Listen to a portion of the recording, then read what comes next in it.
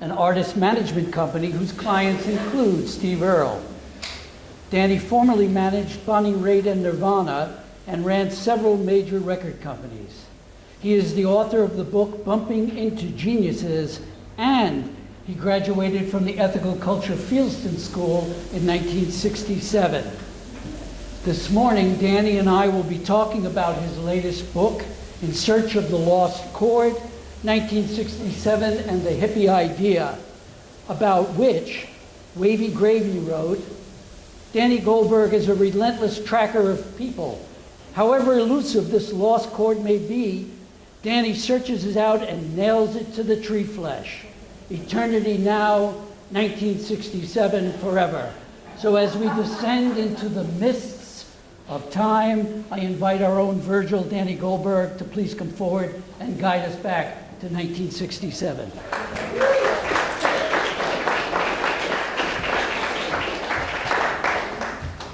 All right, am I on? I'm on. Are you on? Hello, hello? Is he on? Yeah. Yes. All right, then we're good. Hi. Hey. Hey, So how about Glenn? What How about great Glenn? songs. Yeah. Thank you so much. I couldn't have picked better ones than that, and I certainly couldn't have sung them as well. Beautiful. There you go. So you graduated from the Ethical Culture Fieldston School in 1967. Barely. Barely. We have a lot in common. I graduated from high school in 1967 from Brooklyn Prep. I know what my high school was like. What was it like for you at the Ethical Culture School? Oh, well, I guess I had what today they call ADD. So I just had a really hard time with teachers.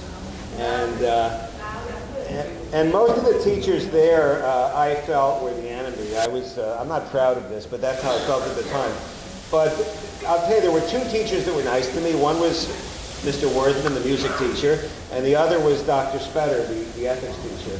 And boy, what a good advertisement he was for the values of this institution and this tradition. You know, he was really a loving, open-minded, and brilliant person. So other than that, what I mostly remember are the kids I went to school with. I always really felt I got my education from them. Sure. And I mentioned some of them actually in the book. I reconnected with some of them. Of course, it was quite an extraordinary time, as you know, to be going to school and to be a teenager. And You're interfering with the mic. how am I doing? I'm okay? David's trying to fix it. He's making you a little bit loud. Okay. Hello, hello? Okay. Dr. Spetter. And I'm saying it's such an honor to be here. I mean, the values of this place. Doing it again. Sir, I'm not doing anything, so you have to address your comments to whoever is doing the electronics. I'm just sitting here trying to figure out how to connect. And I'm so sorry, if it's not coming through. So in the book, you called it In Search of the Lost Chord, and I have to say I like the UK cover better. Okay, I did, but this is the one selling in the United States. 1967 and the Hippie Idea. Can you define the Hippie Idea for us so we know what... Well, it's funny. I coined that phrase, such as it is, after one of my classmates, Gil Scott Heron, passed away a few years ago. He graduated from Fieldston, as many of you may know, and he was one of the great American poets, songwriters, and artists, one of the progenitors of hip-hop, and he was also an amazingly cool kid in high school. And the reason I said a hippie idea is to try to refer to sort of the essence of the feeling and the inchoate set of values that I was inspired by, and I think millions of people were at the time, differentiating it from the external symbols like, language like groovy and far out man, and, the tie-dyed shirts or beads or long hair, things that were quickly drained of meaning by media exposure and by predators. I mean, one year you'd see somebody with long hair walking down the street, it was a brother, and the next year it's an FBI agent or Charles Manson. So, these external symbols were drained of meaning and became actually fodder for satire and contempt. And I understand, I always said if I was 10 years younger, I'm sure I would have identified with the punk generation and had contempt for what they thought hippies were. But I'm in an age where I remember the feeling behind it, which to me was what the Greeks call agape, to really try to love everybody, to really try to see if one could be part of a movement that would change the world for the better. And it didn't change a lot of things, but it was a sincere effort in the context of thousands of years of human history. I think it was as good a period as any other. And so that was what sort of informed the rest of my life, and I think informed the culture today, was that set of values behind the externals. And so hence the gimmicky phrase, hippie idea. Okay. It's also called In Search of the Lost Chord. Why the lost chord? Is that... Well, there were a lot of things going on at the same time over the course of what we call the 60s. And a lot of what's remembered, of course, are the protests against the war in Vietnam, the explosive period in race relations, the assassinations of Dr. King and Bobby Kennedy, the J. Edgar Hoover's FBI, psychedelics, but also heroin, optimism, but also self-destructiveness. And there were a lot of tensions even in the moment between people that identified first as sort of in a spiritual way, maybe influenced by psychedelics. A number of people define themselves primarily as political radicals. I mean, Tom Hayden, who is a great hero of mine and who I talked to for the book, was one of the first presidents of SDS. As far as I know, never took psychedelics and was quite dubious about the whole hippie enterprise. And there were a lot of people on the other side of the community, somebody like Tim Leary, that kind of had contempt for political activism because he thought it, or even Jerry Garcia, the Grateful Dead, extremely dubious about organized political activism. But to me, as a kid, growing up when you did, I didn't process all of these things individually. I got kind of the group of all of these things, the Beatles talking about meditation, Stokely Carmichael coining the phrase Black Power, Muhammad Ali not only being the greatest fighter of his generation, but then giving up his championship because he didn't want to serve in the war in Vietnam. Some of the SDS thinkers and academics that articulated the case against the war, and poets like Allen Ginsberg, and the music of the Beatles and the San Francisco Zen. And the combination of these things, to me, in '67 had a sweetness that was lost by the next year. That the dark forces took over. The balance went more towards heroin and less towards psychedelics, more towards violence and less towards peace and love. And so there was a combination of bohemian traditions that had been going on for hundreds of years, new technology, music, and a lot of other things that to me created the conceit of the idea of a chord, these many notes together, created a feeling that to me, at least externally, is lost, but for those of us who remember it, it's something to aspire to. And I just needed a book title. Okay, I was originally going to call it Was 50 Years Ago Today, as a riff on the Sgt. Pepper's thing, and I noticed whenever I mentioned it to people under 50, they had no idea what the reference was. So I just went through looking for song titles, because that's often a good source of book titles, and the Moody Blues did write an album, right. Had an album by that title. It came out, I think, in '67 or '68, and I don't really write much about the Moody Blues. I sort of have one sentence about them because I didn't want to totally diss them since I stole the title from them. But, it's the title that I came up with on deadline. You did this, guy from the Rascals, Cornish. You said that you did that in... Well, you're Gene I think Cornish. that's in my other book. In your other book, yeah. Yeah. Okay, that was for dissing. This book is not dissing. What I thought, let's get back to Search for the Lost Chord. I took the title when I first saw it to be sort of your Abyssinian maid with a dulcimer from Coleridge, that if you could just remember that chord that was playing, or if we all could remember that chord that was playing, we could get back to that idea. Well, that was sort of part of it, yeah. I mean, that's definitely, what were the ideals? What was the aspiration? It's so hard to get in touch with that as one gets older, and but that's the job. That's the job of groups like this, and so I was interested in understanding historically what was going on that made me feel that way instead of being, that there was this alternative way of looking at what it was to be a human being separate from, how much money you made or what your grades were, or things like that. There was some other thing. And some of it was just escapism, but some of it was genuine idealism and part of kind of a non-denominational spiritual counterpoint to materialism, which really was to me then, as now, unfortunately, the dominant belief system of America. In January of 1967 in San Francisco, there was the Gathering of Tribes, the Human Being, which got these groups of disparate people together to have this. And what shocked me about it, in reading about it in your book and then looking at the 3 posters that I was able to find of it, it wasn't really about music. I had always thought it had been about music, and they got at the bottom of the poster said all San Francisco rock bands. So it was much more spiritual and political. So can you talk about the meetings that led up to that being and what it was about? Yeah, I did a thing like this in San Francisco over the summer. Part of the timing of the book is the 50th anniversary of all these things. And one of the things is the so-called Summer of Love. Summer of Love in '67 was really a media creation.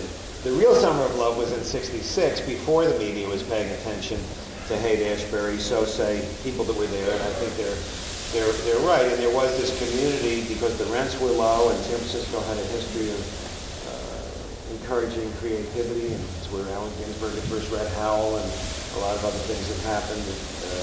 History of political radicalism as well. But this neighborhood called Haight-Ashbury became home to 10,000 or so people that were really trying to rethink what America was, and it was certainly very influenced by the availability of psychedelics as well. And there were a number of bands that later became very famous lived in Haight-Ashbury. The Jefferson Airplane lived there. Janis Joplin and her group Big Brother, the holding company, lived there, and the Grateful Dead lived there. And they were doing free shows constantly in the Bay Area almost every weekend, as were some other bands such as Country Joe and the Fish. Steve Miller's blues band, he later became a big pop artist, but he was really part of that San Francisco culture too, and a lot of others whose names are lost to the sands of time. But the idea for the Be-In came in October of '66, which was when LSD was made illegal in the state of California. And there was some event in Haight-Ashbury acknowledging that. I think it was October 6, 1966, 6/6/66. And Richard Alpert, who later became known as Ram Dass, and Alan Cohen, who was the editor of The Oracle, which was the big newspaper documenting what was going on in Haight-Ashbury, had this conversation about that it would be good to do something that would be more inclusive. It would include the political radicals, it would include the entire Bay Area, and they came up with this notion called Gathering of the Tribes, because it was very tribal. These different groups that to the right wing or the establishment might look all the same were quite different and quite separate from each other, and in many cases didn't particularly like each other. So they had a meeting at the Jefferson Airplane House, and Jerry Rubin, one of the Berkeley radicals, came and said, okay, this is a great idea. We're going to get all these people together. What are going to be our demands? And I think one of the members of the airplane said, man, it's a Be-In. There's no demands. So, but they let Jerry Rubin speak. And the idea of that particular event, and this was not replicated in later Be-Ins, which didn't have a program. The New York one didn't have any program at all. The LA one just had music. They had a program, and at the center of it was the one person of prominence who was accepted by political radicals, by psychedelic warriors, by the musicians, by Buddhists, by anyone in the counterculture, and that was Allen Ginsberg, who was older. He was in his early 40s at that time, I think. But unlike Jack Kerouac of the Beats, who hated the hippies, Ginsberg really recognized what this new energy was, embraced it, and he had taken LSD with Ken Kesey and with Tim Leary. He was friends with the Beatles and with Bob Dylan, and he had Howell, which he had read just 10-minute taxi drive away from where the Be-In was, 10 years earlier, was or 12 years earlier, was one of the key cultural moments that led up to the hippies. There would be no hippies without the beatniks, you know. So he kind of presided over this, and then there were different speakers, artists and poets and mystics of all sorts, and then the bands played. Okay. And there's no question that the Grateful Dead, who were kind of the culminated, were a draw. But it attracted 40 or 50,000 people, and no previous gathering or dance or free show had done more than 1/10 that amount. So it was a dramatic moment in the expansion of the visible counterculture, and it was heavily documented by the media. You know, that everybody had hundreds of people with cameras, and the publicity from that is what really then created the atmosphere for what was then called the Summer of Love, which was the influx in the summer of '67 of something like 100,000 young people into Haight-Ashbury, which totally destroyed the fragile countercultural essence of it, but which also magnified it. Okay, two of the people who were at that meeting and who you write about were bringers of Eastern philosophy to the West. And you knew both Ram Dass and Ginsberg. What did they give to us? Well, Ram Dass is still alive, so I would like to say I still know him. He's living in Maui and still doing amazing work. And I urge everybody to check out the website, with what he puts up there. He does these video. He's confined to a wheelchair, so he doesn't leave, but he'll still do lectures that they put up online, and so on and so on. And Alan unfortunately died in his early 70s, but I was lucky enough to get to know him and make some recordings with him during the last years of his life. However, in this rambling answer, I forgot what your question was. My question was, is they were bringers of Eastern philosophy to the West. Yeah. And what is their legacy of doing that? Well, there had been interest in the West and Eastern philosophy for a while. I think Swami Vivekananda came in the early part of the 20th century to some Chicago expo, and Paramahansa Yogananda came in the 1940s. And in terms of Buddhism, Alan Watts had been long writing about Buddhism and had a radio show in San Francisco, I think, since the 1950s. And so it wasn't completely new to the West, but it was confined to small enclaves of sort of intellectuals or people in neighborhoods like Greenwich Village. It was a small cluster of, like a cult following, without the pejorative meaning of the word cult, that a small number of people had. And the thing about the 60s culture was that it took that energy, which had existed again. You could go back to Emerson and Thoreau, you could go back to almost any century, Theosophy, and see esoteric ideas, many of which came from the East. But the thing about the 60s was that those ideas then collided into a mass media moment and became part of the mass culture. And so all over the world, people who were Beatles fans were hearing about meditation. This was a word that no one had ever heard of unless you were in a monastery or a zendo somewhere, or a theology student, and suddenly it's on the front page of tabloids. And Ginsberg was certainly somebody who went from the intellectual traditions of poetry to an embrace of and an interest in both Hinduism and Buddhism, as Kerouac did too. Kerouac wrote a book about the life of Buddha that's, one of the easiest ones to read. And he could write, whether he liked hippies or not. And so that was certainly part of Ginsberg's work. He was such a complicated and long career, and he did so many things. But the Hare Krishna mantra, which is kind of became this famous thing, and it's in movies, and was popularized by a holy man named Bhaktivedanta, who came to the Lower East Side around in '67, I believe, 66 or 67. He was 70 years old, didn't know anyone here. Once started going to Tompkins Square Park with this tiny group of students chanting, and then Ginsberg passed by, started chanting with him. A month later, the New York Times does a story about it because Ginsberg is there. And by the next year, George Harrison of the Beatles has issued a recording of the Hare Krishna mantra. In terms of Ram Dass, he, along with Timothy Leary, were Harvard professors.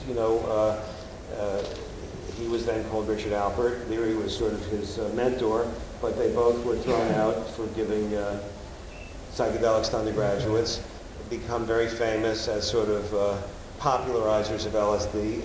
Once it was made illegal, it was much easier to get. That's how prohibition works.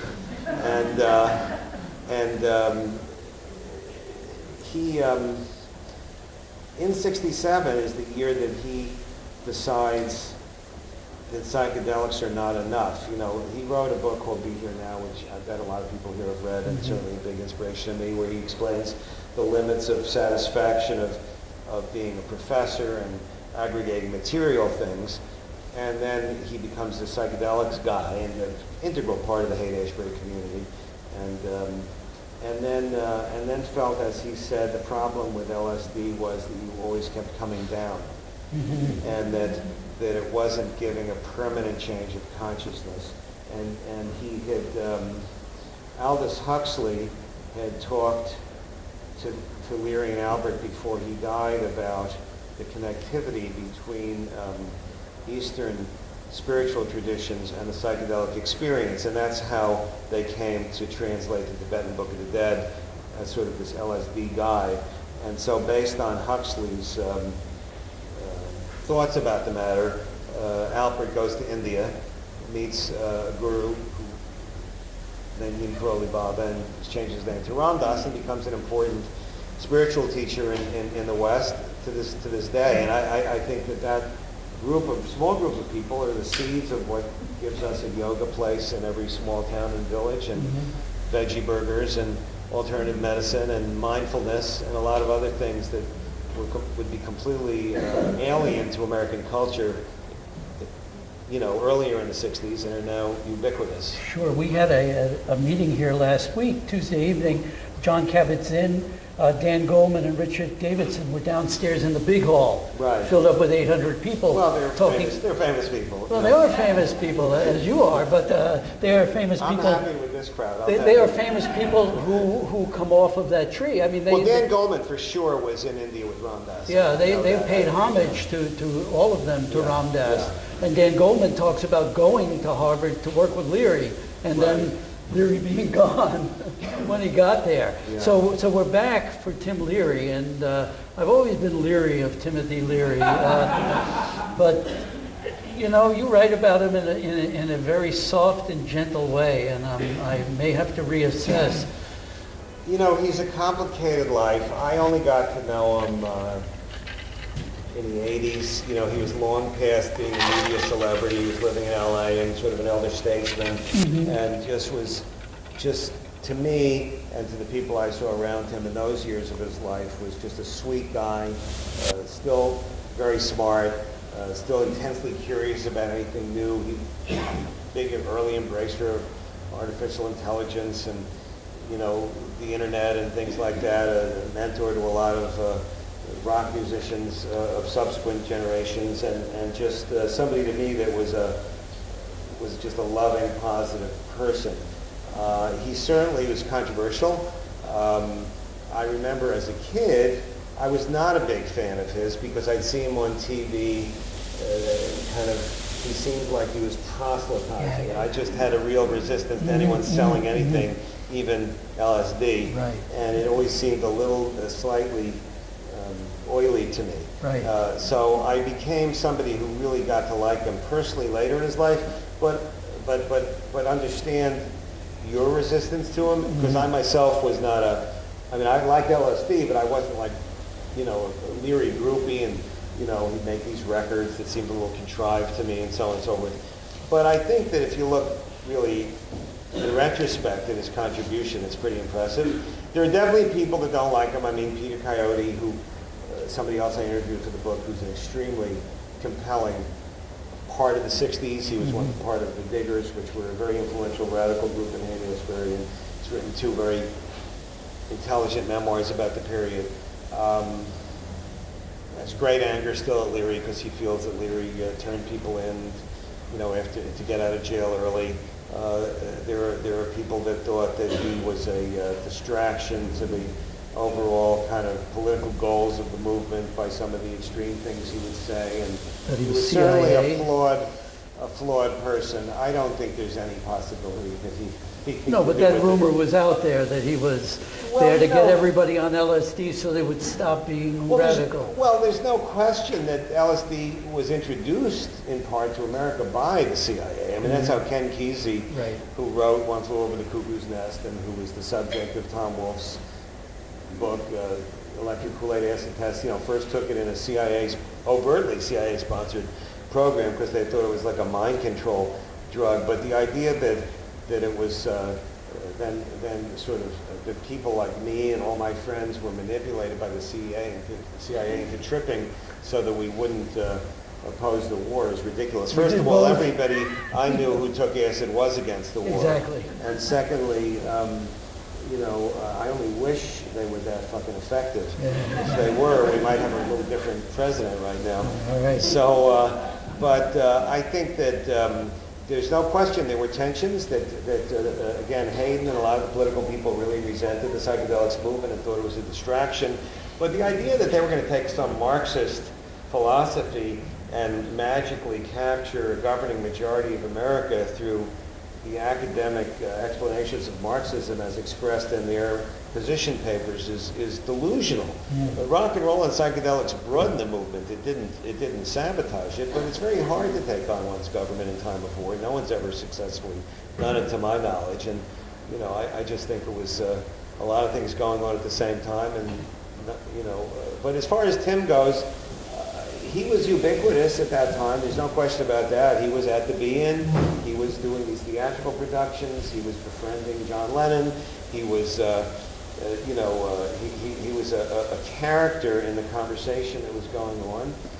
And, sometimes he said really smart things and sometimes he didn't. But, I describe a meeting that happened after the Be-In on Alan Watts' houseboat.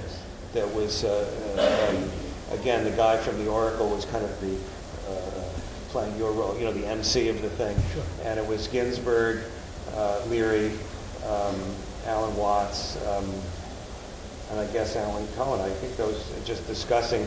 And during all of it, at the Be-In, Tim had popularized something that he started saying a couple of months earlier, which is this phrase, turn on, tune in, drop out. And if you go on Tim Leary's Wikipedia page, it's one of the first things that pops out. It's probably the phrase he was best known for. And he cooked it up after a lunch with Marshall McLuhan, the Canadian academic who was quite a bit older, but who was this media genius, really the one who popularized a lot of ideas about what media was in that television age. And he was very into the idea of slogans. So during this summit, Ginsberg periodically keeps saying, Tim, everywhere I go, people don't know what you mean by turn on, tune in, drop out. Like, drop out of what? You're not dropping out of anything. And he's hectoring them all through this about how this phrase is very confusing to young people and they don't know what to do, and that he's got plenty of money and he can make a living being Tim Leary, but a typical teenager can't do that, and that it was being perceived as undermining activism. And so finally at the end of it, Tim says, I make a lot of mistakes. only half of what I say is worth remembering, and maybe we should change it. Yeah, okay. And that was a side of him that I knew. Thank you for that. The same summer of love that the hippies were having in San Francisco and in New York and in LA was also a summer of rebellion in the black neighborhoods. Yeah, worst racial disturbances in America since the Civil War and maybe ever. I mean, there's this movie Detroit came out this summer about I haven't seen it, but it documents I think 40 or 50 people killed in what they call the riot in Detroit, Newark, dozens of people, Milwaukee, Buffalo. It was as they say, a long hot summer. It was a convulsive time in race relations. Dr. King was still alive. 67 was his last full year of life, and he was doing amazing work. To go back and read what he was saying in that last year of his life is so radical and so sophisticated, and a little different from the kind of sound bites that we get every year on his birthday, even though those are good sound bites. Sure. And it was the year that Stokely Carmichael emerged as head of the Student Nonviolent Coordinating Committee, and he was neither a student nor nonviolent, and changed that organization and coined the phrase Black Power. And it was by the end of the year the Black Panthers had emerged onto the stage of American conversation, and Huey Newton had been arrested, and Free Huey became again a cry on college campuses in African American neighborhoods, and there was tremendous frustration. The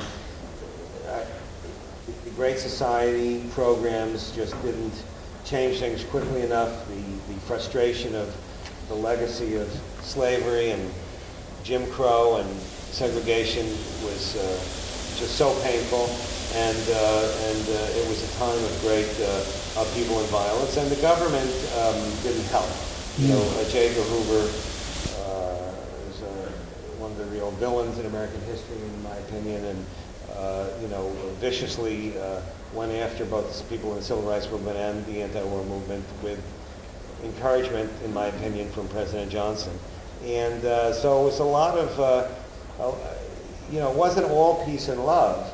People act sometimes when I talk to people today who are so understandably freaked out by some of the things happening in our government today, as if that was some innocent, easy time. It wasn't. The people that were talking about peace and love were doing so in the context of a vicious war that was killing, people every week, and every young male under 35 or 40 was subject to the draft, with racial disturbances, with a vicious FBI, with a crazy president. Literally, both Bill Moyers and Richard Goodman, who worked for President Johnson, consulted psychiatrists to find out if they thought the president was actually so mentally unstable he shouldn't serve. Sounds kind of familiar. Yeah, I was looking at the timeline in the back of your book. Yeah. And the timeline is just incredible. The amount of things upon things upon things that were happening. I took June, and there was like 1,000 things happening in June. And I read it to my wife, who said it sounds just like today, where we're talking, what did Trump do today? What did the thing do today? And the hurricane here today. So Martin Luther King at that time was beginning to connect the dots. He was against the war. He was turning into a pro-union man, and he was transforming himself into this. And today there are organizations or leaders in organizations that are starting to work together, going through that same transformation to make that environmental justice is jobs justice, is gentrification justice, and so these voices are again rising, and we have new media, social media, and there was new media in '67. You talk about the East Village Other and the Oracle as newspapers. You talk about underground radio of the rock stations, and Bob Fass and Steve Post on WBAI, and how did you get to stay up so late all the time listening to Fass? Well, because there were, technology was definitely part of what made the 60s the 60s. And there were a few different things that came along around that time. And one of them was the transistor radio. Yes. And I could put it under my pillow. Mm-hmm. And my parents didn't know that I was listening to the radio. That's how I did it, Okay. You also mentioned the TV show of Alan Burke. You also mentioned, and it was very interesting that he and Joe Pine, right? People remember Joe Pine. It was Saturday and Sunday nights on Channel 5, and Alan Burke had on such a great cast of people, and I never agreed with Alan Burke. I always agreed with the people he had on. He had Baraka on. He had Brother Theodore on. He had lots and lots of interesting people. Well, and William Buckley also, Firing Line, emerges around the same time. Yeah, and I always the same agreed. thing, Yeah. you would watch to disagree with Buckley, not to agree with him. But there's a fantastic show Allen Ginsberg did with Buckley that's, you can get it online or DVD or whatever. They're all available. That's one of the good things about the modern world. And you can see at one point Allen reads a poem and Buckley just melts.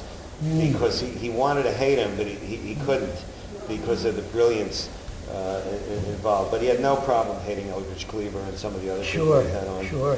Is there hope in 1917? Is there something that come down. 1917 was Yeah, a rough it was year. 18 was worse because it was the flu. Yeah, and So 2017. I know when I walked in tonight, or this Today, morning, here we go. This morning I We're- saw the big photo of Algernon Black with Eleanor Roosevelt, which Yes. made me, cavell. And then there's this picture of Woodrow Wilson, who I have extremely mixed Yes, feelings about. But exactly. apparently he did one good thing. One I good guess thing, he ended yes. child labor, but He was- died, too. That he was was not one of, to me, one of the great ones. Right. But 2017, look, there's I think there's always hope, and I think it's very important not to romanticize the past. There's a sense of sort of, this is the worst time ever, this is the worst president ever. And, it is worse in the sense that it's right now.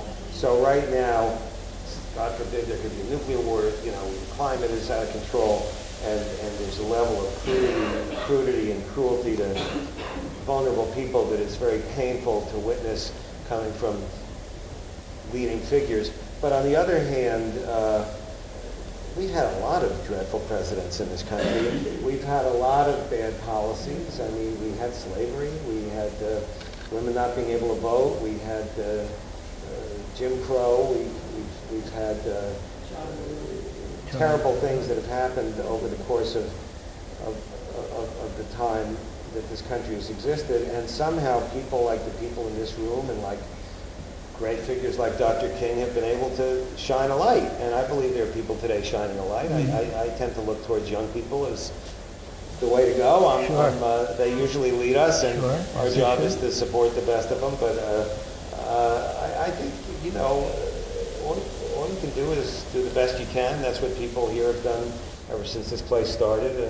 And there are some things that are worse today and some things that are better, but, be here now. Thank you for that. I have one final question, which is three-part, that has nothing to do with your book, and you may not know the answers right away. Okay. What was the first record you bought, whether it be a single or an album? There was a long, before I smoked dope, Yes. what I listened to was classical music. Okay. And I was really a fan. I couldn't play anything. I was very uncoordinated then as now. But I loved Vladimir Horowitz. Okay. And so I think the first classical album I bought was Horowitz plays Scarlatti.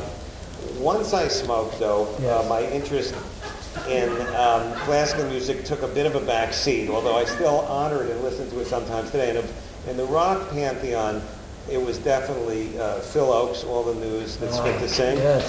was the game changer for me. All right. All right. What was the best concert you ever went to? And you've been to a bunch. Do you have? If you don't have one, you can pass. Oh man, there have been so many memorable ones. I just don't know how to single one out. But I am grateful I got to see Jimi Hendrix play a few times, and that's a big one. And certainly the first time I saw Janis Joplin, when I first got out to Northern California, never heard of her, was a big one. Right. Those are just what's popping to And mind. last, can you think of the strangest double bill you saw? Well, the strangest double bill I ever heard of Yes. was Jimi Hendrix opening for the The Monkees. Monkees. I was there. Oh, really? Yes. Forest Hills Tennis Stadium. God bless The you. strangest double bill. I have a double bill that was stranger than that. I had Jerry Jeff Walker with David Bromberg acoustic opening for the Mothers of Invention. Good. Who would put that together? Well, I don't know. Later on in my life, I was lucky enough to manage the band Nirvana. Yes. And they were on a TV show in England where the guy that came on before was Monsieur Mange Tout, who was a guy who ate metal. and they gave Was him it an heavy alarm metal? clock. No, an alarm clock. And he ate the alarm clock, and then Nirvana had to come out and play Smells Like Teen Spirit. So that wasn't a concert, but it was a bizarre juxtaposition. It is bizarre. Thank you for being here, Danny Goldberg. Oh. In Search of the Lost Chord. Please, that way.